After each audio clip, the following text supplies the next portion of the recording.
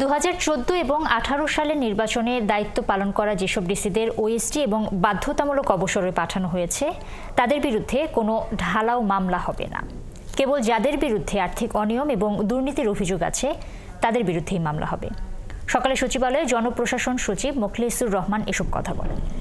আরও 9 জন বঞ্চিত কর্মকর্তাকে সচিব করা হচ্ছে বলেও তিনি জানান। বিস্তারিত সুশান্ত সিনহার রিপোর্টে। 2014, 18 এবং 2024 সালে একতরফা ও বিতর্কিত নির্বাচনে যে সমস্ত জেলা প্রশাসক রিটার্নিং কর্মকর্তা হিসেবে দায়িত্বে ছিলেন তাদেরকে ওএসডি ও বাধ্যতামূলক অবসরে পাঠিয়েছে অন্তর্বর্তীকালীন সরকার। ইতিমধ্যে 2014 ও 18 সালের নির্বাচনের দায়িত্বে থাকা 43 জনকে ওএসডি এবং 22 জন সাবেক ডিসিকে বাধ্যতামূলক অবসরে পাঠানোর আদেশ দেওয়া হয়েছে। যাদের ওএসডি এবং অবসরে পাঠানো হয়েছে তাদের বিরুদ্ধে মামলা করা হবে বলেও জানানো হয়েছিল। তবে বিষয়টি স্পষ্ট করে জনপ্রশাসন সচিব জানান, যারা দুর্নীতি অনিয়মে যুক্ত ছিলেন কেবল তাদের বিরুদ্ধেই মামলা হবে। বলা হয়েছে যারা এমন ধরনের হিনিয়াস অফেন্স করেছেন, ফাইন্যান্সিয়াল, আমাদের অনেক কলিগদের ব্যাপারে অনেক কথা বাজারে আছে, 4 কোটি 5 কোটি 20 কোটি এরকম আছে। এগুলো যদি আমরা বিভিন্ন সংস্থার মাধ্যমে এবং আমাদের নিজস্ব সিস্টেমের মাধ্যমে যদি দেখি যে সত্যি সত্যি ঘটনা আছে, সেই শুধুমাত্র সেই কেসগুলো আমরা দুদকে পাঠাবো। It's not general.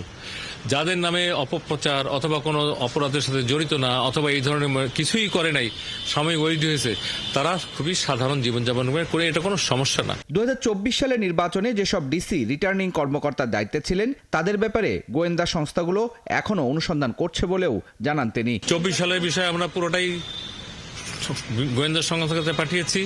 24 সালেরগুলো আসবে, আমরা বিবেচনা করব। আপনারা জানেন 4 জন মাননীয় উপদেষ্টার একটা কমিটি আছে, অ্যাডমিনিস্ট্রেটিভ কমিটি।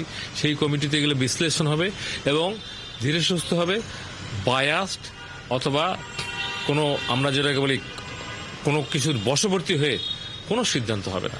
সব সিদ্ধান্ত হবে নিয়ম নীতির মাধ্যমে এবং একজন অফিসারও যেন ভিকটিম না হয় সেটা আমরা দেখব। না, আজকে একজন সচিব হয়েছে, শিল্প সচিব, আরও 9 জন সচিব আন্ডার পাইপলাইন, মেবি 1-2 দিনের মধ্যে আরো 9 জন সচিব ফাঁকা মন্ত্রণালয়গুলো পোস্টিং করা হচ্ছে।